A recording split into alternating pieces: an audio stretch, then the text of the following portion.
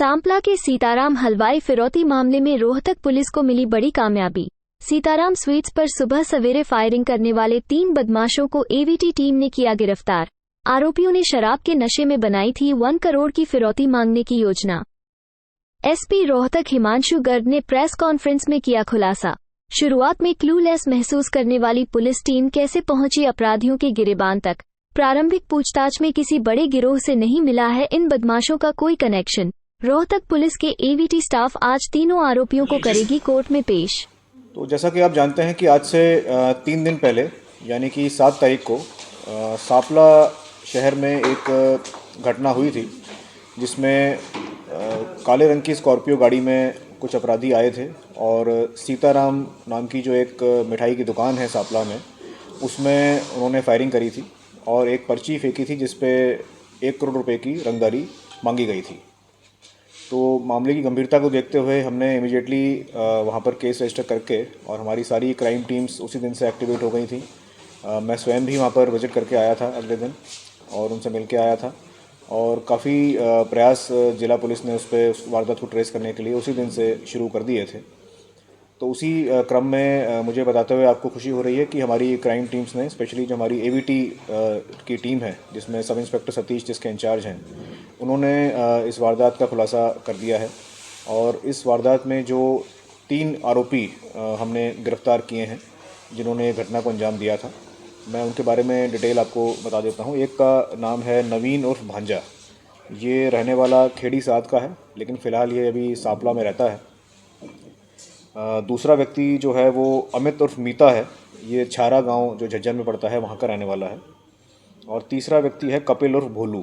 ये आसंडा गांव जो जिला झज्जर में पड़ता है उसका रहने वाला है। तो घटनाक्रम कुछ इस प्रकार से हुआ कि ये तीनों व्यक्ति काले रंग की स्कॉर्पियो में बैठे थे।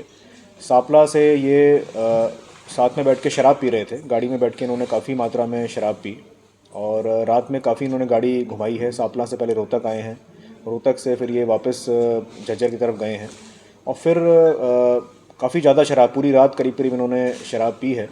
और शराब पीते पीते ही इनके मन में कुछ शरारत सूझी है, कुछ आपस में इन्होंने बात करी है कि चलिए जा कर के हम सीताराम की दुकान पे जा कर के इस तरह से फायरिंग करके आते हैं। उसके बाद ये गए वहाँ पर और इन्होंने कुल वहाँ पर 2 राउंड्स वहाँ पर फायर करे और फायरिंग करके फिर ये वहाँ से भाग गए। इसमें इनकी अगर थोड़ी सी बात करें तो नवीन जो है ये फ़िलहाल अभी सांपला में रह रहा है। जो वेपन इन्होंने यूज़ किया है वो वेपन एक 32 बोर का रिवॉल्वर है और ये वेपन लाइसेंसी हथियार है।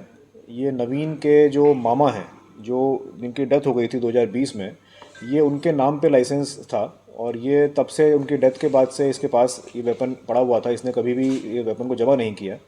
तो उस वेपन को उन्होंने फायरिंग करने के लिए यूज़ किया है। कुल 2 राउंड्स उस वेपन से इन्होंने फायर करे हैं और उसके अलावा एक 12 बोर का डोगा जिसको कहते हैं, डबल बैरल जो डोगा होता है, वो भी लाइसेंसी हथियार था। इसके मामा के नाम लाइसेंस था।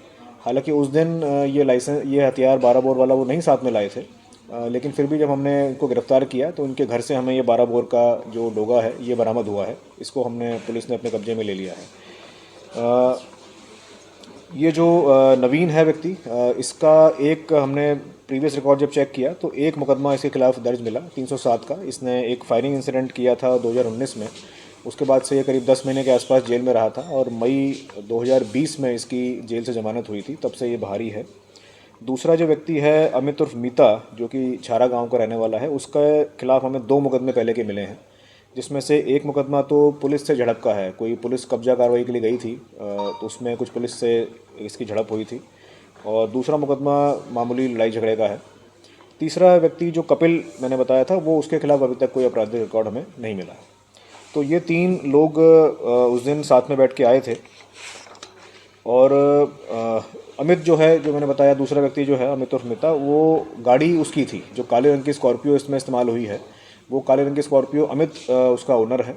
उसने हाल ही में करीब 2.5 महीने पहले उस गाड़ी को परचेज़ किया है और इसका एक सोनीपत स्टैंड पे इसकी पिज़्ज़ा की दुकान है और एक दूसरी इसका एक होटल है सांपला में। और कपिल जो तीसरा मैंने बताया था वो पहलवान है। तो ये तीनों ने मिलके वहाँ पर शराब के नशे में ये शरारत इनके मन में आई थी काफ़ी गहराई में हमने अभी पूछताछ करी है और अभी हम आज इसको माननीय न्यायालय के सामने पेश करके और हम एक रिमांड पुलिस रिमांड लेने का कोर्ट से आग्रह करेंगे। जो वेपन अभी इन्होंने वारदात में इस्तेमाल किया है उसकी भी हम रिकवरी का प्रयास रिमांड के दौरान करेंगे। तो अभी तक की पूछताछ में कोई हमें इसका इन लोगों के किसी बड़े गैंग से या कोई और किसी अपराध में संलिप्त होने का कोई सबूत या कोई जानकारी नहीं मिल पाई है। फिर भी अभी कुछ कहना जल्दी होगा क्योंकि अभी हम रिमांड लेंगे और गहराई से पूछताछ भी इसमें की जानी है। लेकिन अभी तक की प्रारंभिक पूछताछ में कोई किसी गैंग से संबंध या जो इन्होंने पर्ची फेंकी थी उसमें 2 अपराधियों का नाम उसमें लिखा था, उनसे कोई संपर्क भी होना इस तरह का कोई अभी तक सामने नहीं आया है।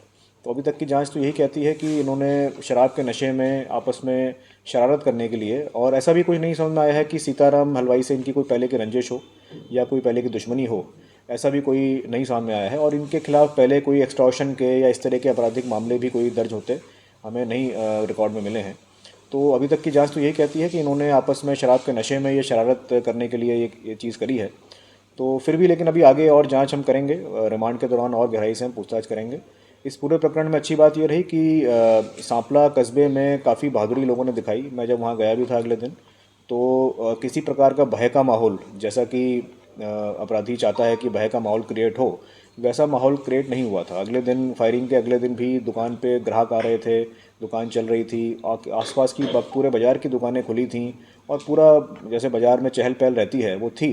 किसी प्रकार का ऐसा भय का माहौल वहाँ नहीं नज़र आया। लोगों ने काफ़ी बहादुरी दिखाई।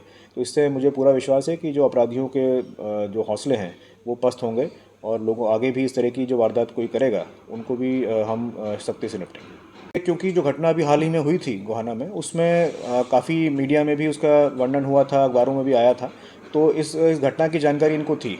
जो हमने अपराधी पकड़े हैं उनको मातूराम वाली घटना की जानकारी थी और कहीं ना कहीं उससे ये इन्फ्लुएंस भी हुए। कहीं ना कहीं उनको इससे आइडिया मिल गया कि ऐसा करके कुछ शरारत करते हैं। तो वो भी डेफिनेटली ये फैक्टर था उनको इस घटना को कराने के लिए। हालांकि वो घटना का जो इससे कोई वैसे ताल्लुक या कोई कनेक्शन नहीं निकल के आया। देखिए, क्राइम में हम हमेशा काफ़ी सख्ती से पेश आते रहे हैं, आगे भी हम करेंगे। पहले भी काफ़ी क्रिमिनल्स को हमने पकड़ा है। हाल ही में आपको ध्यान होगा कि रोहतक से ही एक व्यक्ति को हमने नेशनल सिक्योरिटी एक्ट, जो रासुका जिसको कहते हैं, हरियाणा का पहला केस रोहतक से ही हमने किया था। अभी वो अपराधी फ़िलहाल जेल में है। तो आगे भी हम अभी जो इस तरह के आदतन अपराधी हैं जो काफ़ी वारदातों में शामिल रहते हैं, दहशत का माहौल बनाते हैं, उनके खिलाफ हम सख्त कार्रवाई करेंगे। काफ़ी नशे के खिलाफ हमने कार्रवाई करी थी। काफ़ी लोगों के खिलाफ पिट NDPS एक्ट होता है जिसमें प्रिवेंटिव डिटेंशन का प्रोविज़न है, उसमें भी हम कार्रवाई आगे अमल में लाने जा रहे हैं। तो काफ़ी शिकंजा कसने की हमारी प्लानिंग है और इस तरह की घटना जो भी करता है वो कोई उसको बख्शा नहीं जाएगा। देखिए, काफ़ी मुश्किल था, जैसे कि आप खुद ही बता रहे हैं कि कोई किसी का नाम नहीं था, व्हीकल पे कोई नंबर नहीं था। तो पिछले 3 दिनों में काफ़ी मेहनत हमने करी। CCTV फुटेज काफ़ी खंगाले, हमारी क्राइम टीम दिन रात लगी हुई थी और मल्टीपल जगह फुटेज हमने निकाले। थोड़ा बहुत हमें आइडिया लगा कि अपराधी कहाँ से आए थे, किसकी तरफ निकले थे।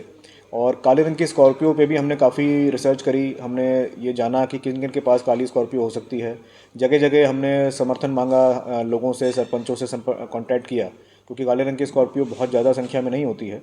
तो वो जगह जगह हमने मैसेज पहुंचाया कि जहाँ जहाँ काली स्कॉर्पियो देखी गई हमें बताएं। हमने कंपनी से भी कांटेक्ट किया, महिंद्रा से, उनसे हमने काली स्कॉर्पियो की लिस्ट मांगी, जितनी भी काली स्कॉर्पियो नई बिकी है, क्योंकि देख के लग रहा था कि ये स्कॉर्पियो नई है, ब्रांड न्यू स्कॉर्पियो है। तो और उसका मॉडल भी जो एग्जैक्ट था वो नज़र आ रहा था।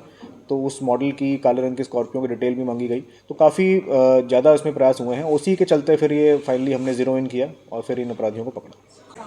नहीं, ऐसा नहीं। अगर आप आंकड़े देखेंगे तो देखिए, अपराध विद टाइम धीरे धीरे बढ़ने की बजाय कम हुआ है। अगर आप फैक्ट्स को देखेंगे तो इस तरह के जो वायलेंट क्राइम्स हैं उसमें कमी आई है। अगर आप फायरिंग इंसिडेंट देखेंगे, अगर आप पिछले 5-6 सालों में जब भी कंपेयर करेंगे विद टाइम, धीरे धीरे, क्योंकि शिकंजा पुलिस का कसता जा रहा है, प्रोफेशनलिज्म बढ़ता जा रहा है, तफ्तीश में भी हम काफ़ी कोशिश करते हैं कि सज़ा दिलवाएं। तो वायलेंट क्राइम्स का जो मेरा मानना है, बाकी आप फिगर्स भी चेक कर सकते हैं कि गोली चलने के इंसिडेंट्स, वायलेंट क्राइम्स के इंसिडेंट इन जनरल घट रहे हैं, बढ़ने की बजाय घट रहे हैं। और लेकिन फिर भी अपराध, क्योंकि सोसाइटी में जब भी होता है हम सब उससे अफेक्ट होते हैं और हमारा प्रयास हमेशा रहता है कि अपराधियों से हम सख्ती से निपटें और आगे नया बांस करके फ्लाईओवर है, वहाँ के नीचे से इसको गिरफ्तार किया गया है। गाड़ी में तीनों बैठे थे और अभी आज उनको हम न्यायालय के सामने पेश करके और आगे की कार्रवाई अमल में लाएंगे। उस पर अभी चर्चा करना ठीक नहीं है, कोर्ट के सामने पेश करेंगे, उसके बाद आपको जानकारी डे टू डे देते रहेंगे। आरोपियों ने कितने दिन पहले प्लान बनाया था? एक मैंने आपको जैसे बताया था, मैं दोबारा बता देता हूँ कि एक दिन पहले रात में वो बैठ के शराब पी रहे थे। ऐसा कोई बहुत पहले की प्लानिंग इसमें नज़र नहीं आई हमें अभी तक की पूछताछ में। गाड़ी में बैठ के पूरी रात इन्होंने शराब पी है और शराब पीते पीते ही ये प्लान बना है। तो बहुत पहले की प्लानिंग इसमें नज़र हमें नहीं आई।